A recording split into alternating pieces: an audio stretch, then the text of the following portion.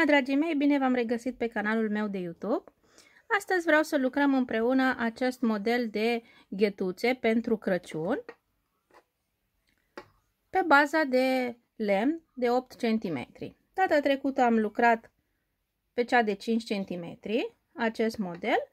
Astăzi însă vom lucra pe baza cea mai mare.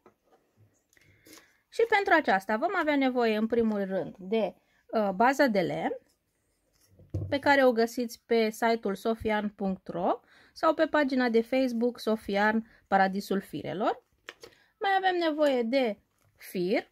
Voi lucra astăzi la fel cu Alize Cotton Gold Hobby, aceeași culoare, numărul 56, cu care am lucrat și ghetuțele acestea micuțe, dacă ați urmărit tutorialul. Mai avem nevoie de Alize Baby Softy pentru a face marginea aceasta pufoasă. O croșetă, eu voi folosi numărul 2,5, o foarfecă, un ac de cusut cu care vom ascunde firele la final, din acesta cu gămălia mai mare, năsturei dacă doriți. Eu am acești fulgi de nea sau brăduți, diferite modele, orice doriți dumneavoastră. Și mai avem nevoie de panglică. Eu am așa câteva modele cu care vom face fundiță și vom atașa la final la ghetuța noastră. Fie aici în față, dacă doriți, fie în lateral. Vedeți? Haideți să începem. Vom începe cu papuciolul nostru stâng.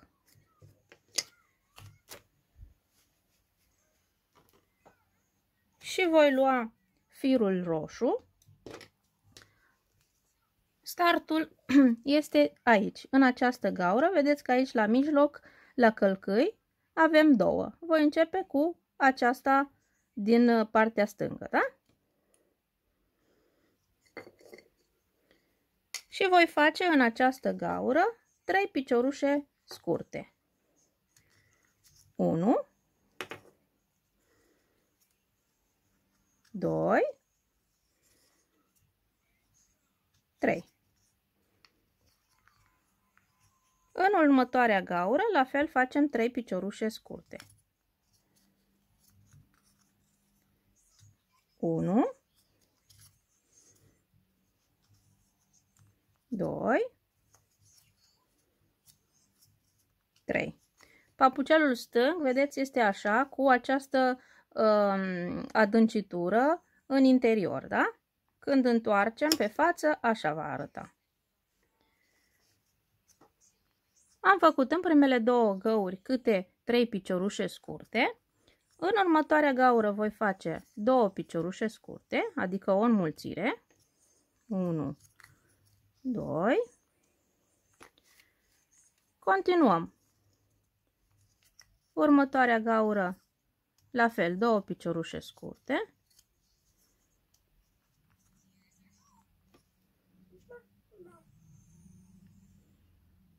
Și în următoarele 5 găuri, 1, 2, 3, 4, 5, din nou câte o înmulțire, câte 2 piciorușe scurte în fiecare gaură. Și așa vom avea în total 7 înmulțiri, da? Câte 2 piciorușe scurte în fiecare gaură. 2, 1, 2, a patra, 1, 2, a cincea gaură, 1, 2, a șasea gaură,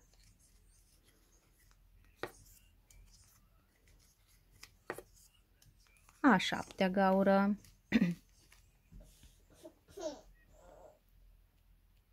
În continuare vom face în următoarele 2 găuri câte 3 piciorușe scurte. 1, 2, 3 și în următoarea din nou 3 piciorușe scurte. 1, 2, 3. Și din nou încă o gaură cu 3 piciorușe scurte. 1, 2, nu, mă scuzați. Deci am făcut 7 înmulțiri și în 7 găuri am făcut câte o înmulțire. Apoi am făcut 2 găuri câte 3 piciorușe scurte. Urmează această gaură, avem 2 piciorușe scurte. Din nou, în mijloc 2 piciorușe scurte. 1, 2 și încă o gaură la fel cu 2 piciorușe scurte. 1, 2. Da? Și avem 3 găuri cu câte 2 piciorușe scurte. În următoarele 2 găuri voi face câte 3 piciorușe scurte. 1, 2, 3 și din nou 1, 2, 3. Da? Urmează 7 găuri cu câte 2 piciorușe scurte. Câte o înmulțire în fiecare gaură. 1, 2, prima, 3, 4, a doua, 5, 6, a treia, 7, 8, a patra, 9, 10, a cincea, 11, 12, a șasea gaură, 13, 14, a șaptea gaură. Și acum ne-a mai rămas 2 găuri, câte 3 piciorușe scurte în fiecare gaură. 1, 2, 3. Și din nou 1, 2 și 3. Da? Acum vom face un pas alunecat și încheiem rândul. Și vedeți că am ajuns cu finalul rândului, este exact în mijlocul călcăiului, da? În continuare, de la rândul numărul 2 până la rândul numărul 5, vom face câte un picioruș scurt în fiecare ochi. Facem un ochi de lanț și începem. 1, 2, 3, 4, 5, 6, 7, 8, 9, 10, 11, 12, 13, 14, 15, 16, 17, 18, 19, 20, 21, 22, 23, 24, 25, 26, 27, 28, 29, 30, 31, 32, 33, 34, 35, 36, 37, 38, 39, 40, 41, 42, aveți grijă să nu pierdeți niciun ochi, 43, 44, 45, 46, 47, 48, 49, 50, 51, 52, 53, 54, 55, 56, 57 de ochiuri. Da? Acum din nou facem un pas alunecat, un ochi de lanț și continuăm cu rândul numărul 3. Și din nou vom face câte un picioruș scurt în fiecare ochi.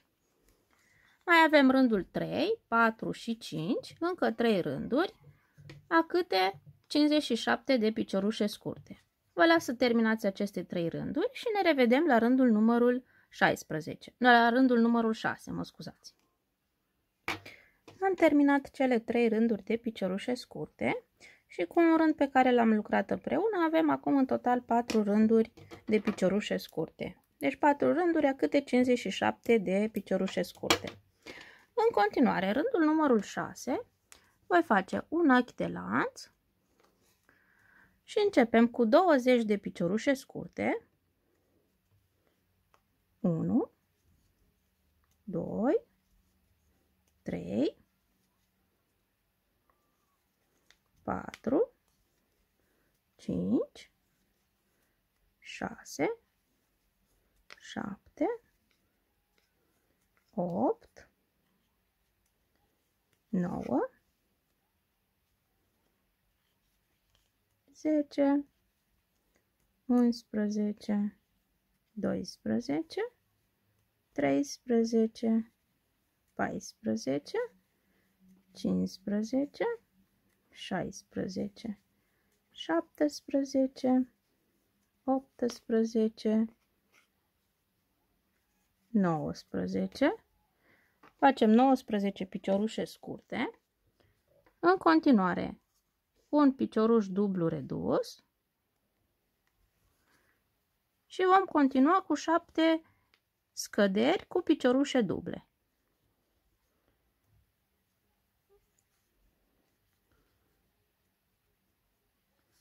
Prima scădere. Vedeți, dau firul după croșetă, bag în primul ochi, trag prin cele două bucle și îl păstrez aici. Bucla aceasta nu finalizez ochiul, ci îl păstrez pe croșetă și mai fac încă un picioruș. Și acum trag prin toate cele 3 bucle. A doua scădere.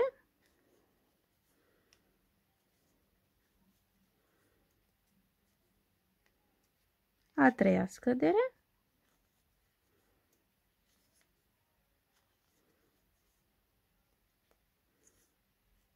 A patra scădere.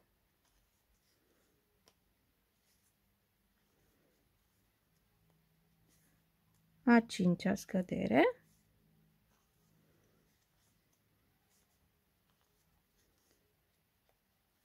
A șasea scădere.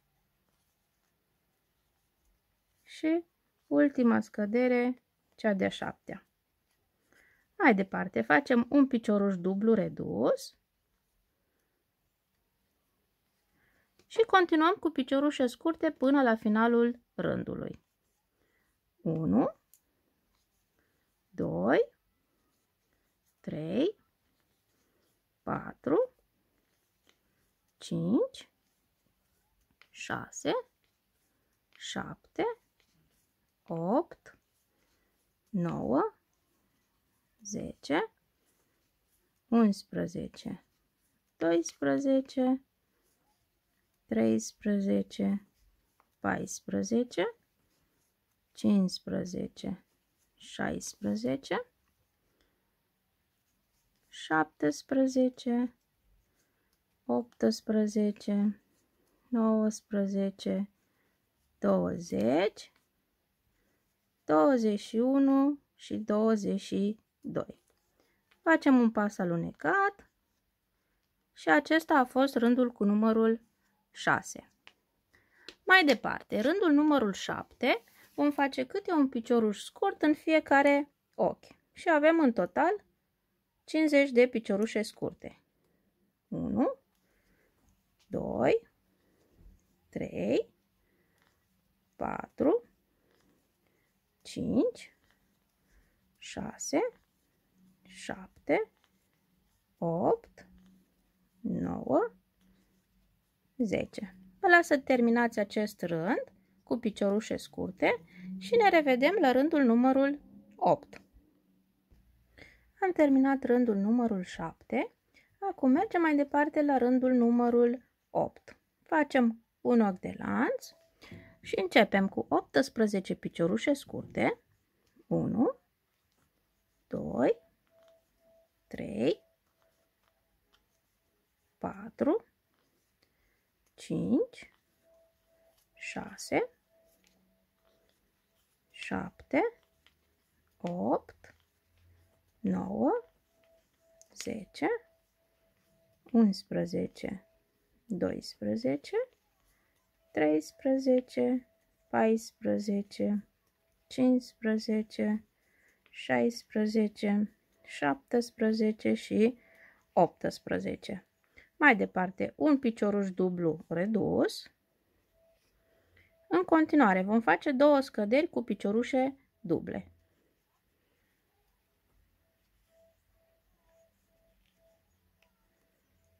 Și tragem prin toate 3, prima scădere și a doua scădere. Apoi, continuăm cu o scădere cu 3 piciorușe duble. Deci vom lucra 3 piciorușe duble împreună. 1, 2,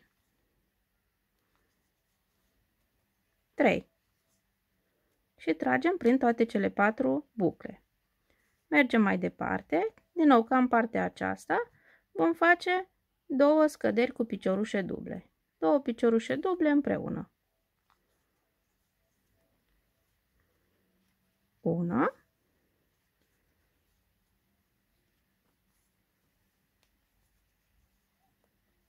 și a doua.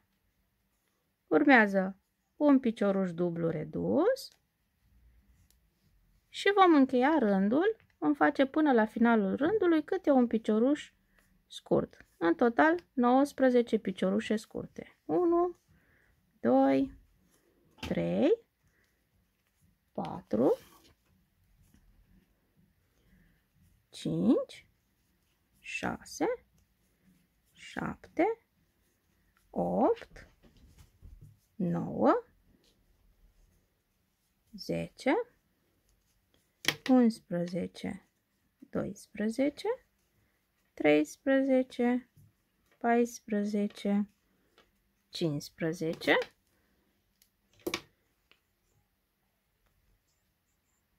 16, 17, 18 și încă unul 19. Facem un pas alunecat și acesta a fost rândul cu numărul 8. Mergem mai departe. La rândul numărul 9 vom face din nou câte un picioruș scurt în fiecare ochi. Și avem în total 43 de piciorușe scurte. Ia să vedem. Am zis corect? Haideți să numărăm. 1, 2, 3, 4, 5, 6, 7, 8, 9, 10, 11, 12, 13, 14, 15, 16, 17, 18, 19, 20, 21, 22, 23, 24, 25, 26, 27, 28, 29, 30, 31, 32, 33, 34, 35, 36, 37, 38, 39, 40, 41, 42, 43 și 44. Deci avem 44 de piciorușe scurte pentru rândul numărul 9. Da? Și așa arată potoșelul nostru.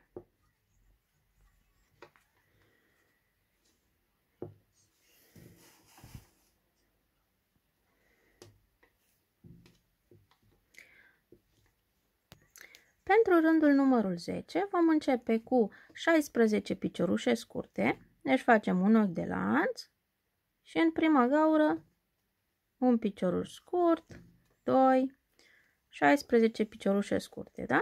3, 4, 5, 6, 7, 8, 9, 10, 11, 12, 13, 14, 15 și 16. Mai departe facem un picioruș dublu redus.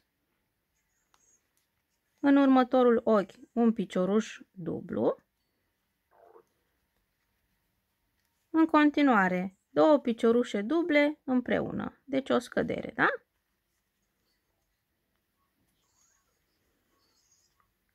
Continuăm cu 3 piciorușe duble împreună. 1, 2, 3 și le lucrăm pe toate 4 buclele împreună.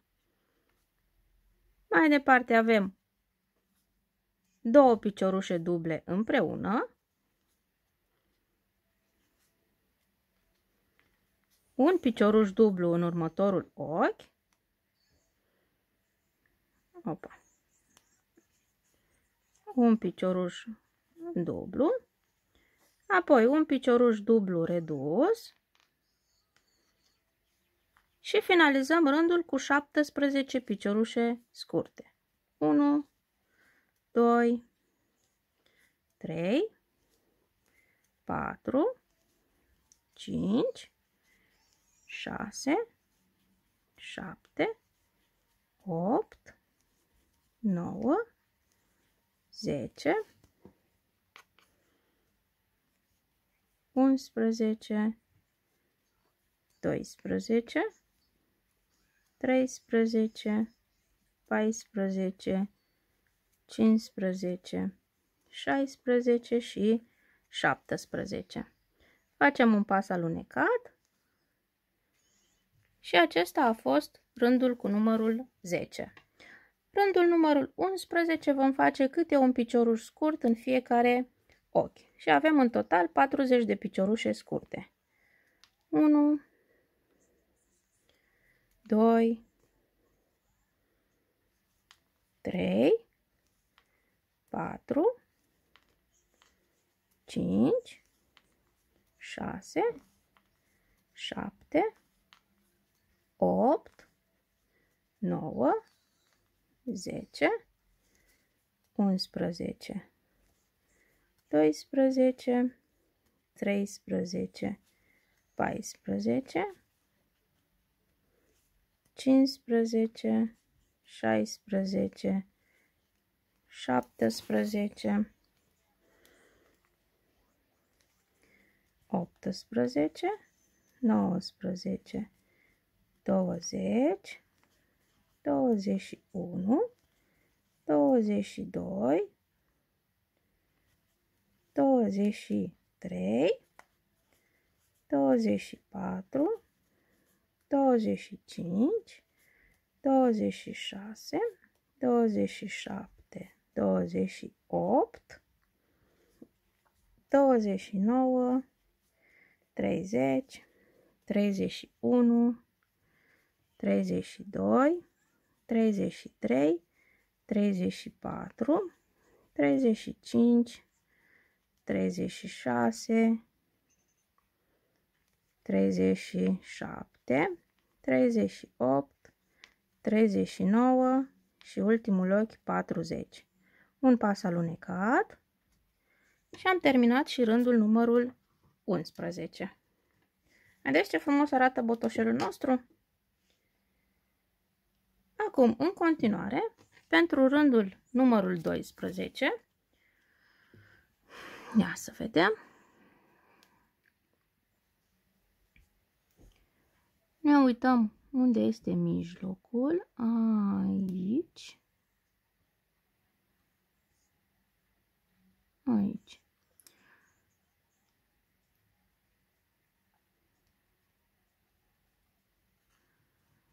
Și vom începe cu un ochi de lanț.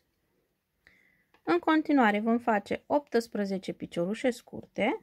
1, 2, 3, 4, 5, 6, 7, 8, 9, 10, 11, 12, 13, 14, 15, 16, 17 și 18. Mai departe facem o scădere, lucrăm 3 piciorușe duble împreună. 1, 2, opa, 3 și le vom lucra împreună. Și continuăm cu piciorușe scurte până la finalul rândului.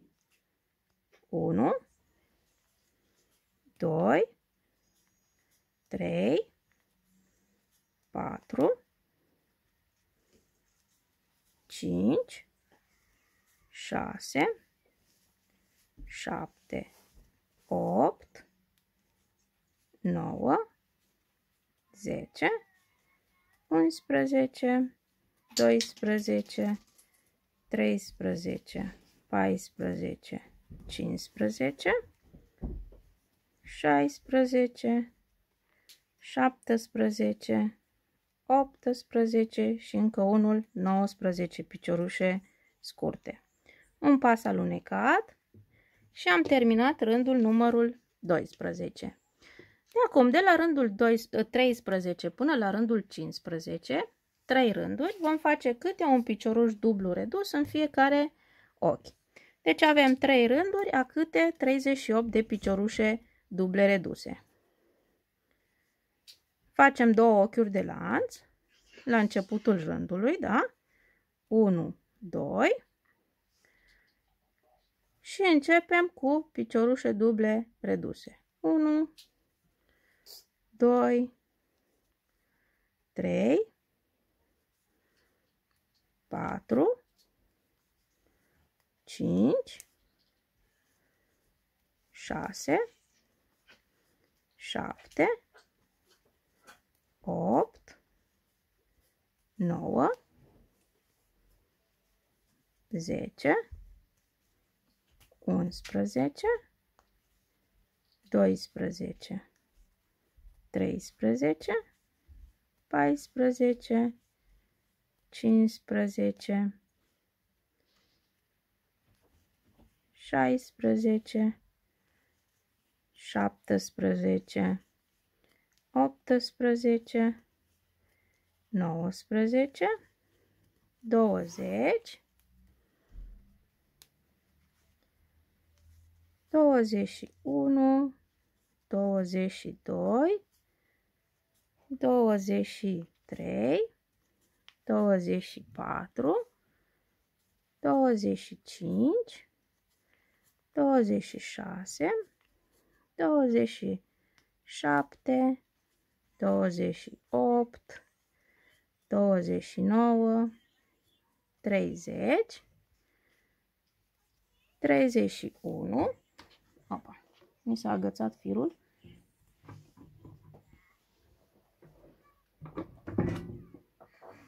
așa, 32,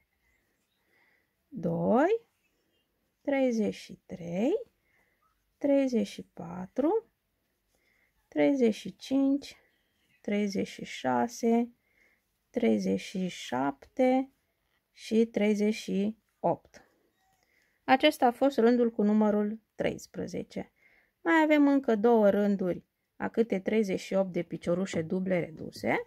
Vă las să le lucrați și ne revedem să facem marginea aceasta pufoasă. Am terminat celelalte 2 rânduri de piciorușe duble reduse. Voi, dacă doriți, puteți să mai faceți un rând sau 2, cum doriți, cât de înaltă doriți să fie ghetuța voastră. Eu am făcut 3 rânduri în total.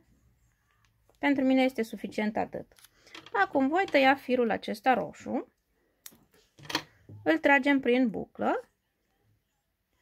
Și la fel ca la ghetuțele acestea micuțe, vom face un rând la margine cu Alize Baby Softy, da? Puteți să folosiți orice culoare doriți dumneavoastră, dacă sunt pentru Crăciun, alb, verde, ceva sclipicios. Și acum voi face în fiecare ochi câte un picioruș scurt. 1, 2, 3, luăm și firele acestea, capetele acestea pentru a le ascunde. 4, 5, 6, 7, 8, 9, 10, 11, opa.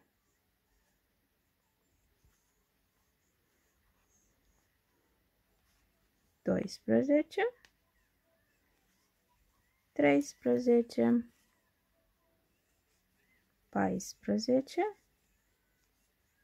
15,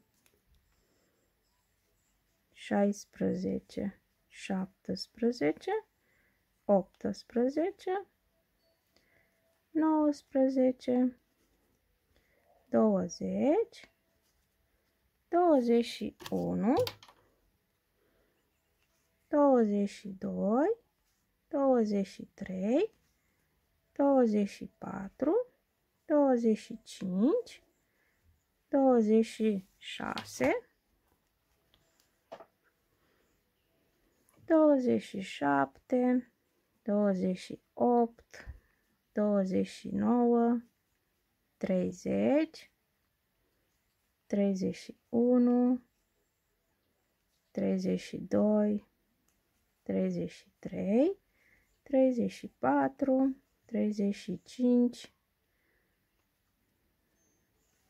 36, 37 și 38. Facem un pas alunecat și putem tăia firul.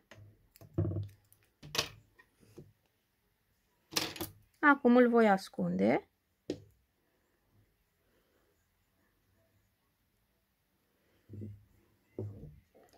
Eu îl ascund aici printre ochiurile acestea croșetate în interiorul ochiurilor. Vedeți?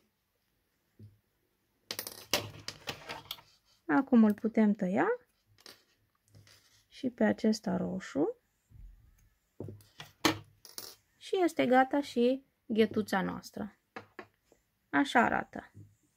Așa arată cele micuțe și așa arată cea mare. Puteți la fel să o decorați cu orice doriți dumneavoastră, fie panglică, năsturei. Ia să punem asta.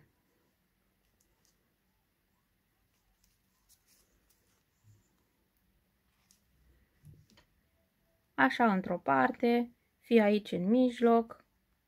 Ia uitați ce drăguț este, vedeți? Acesta este tot pentru astăzi.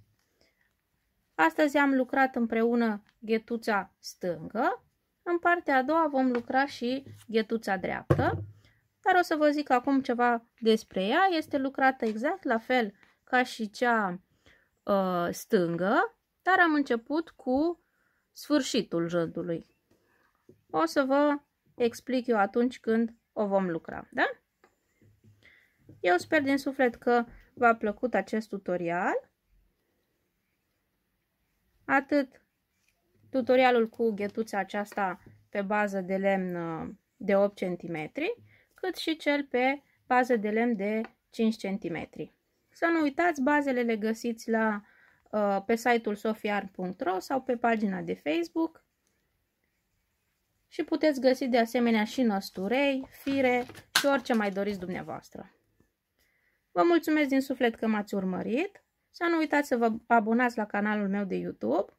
Și până data viitoare vă pup și vă îmbrățișez cu mare drag.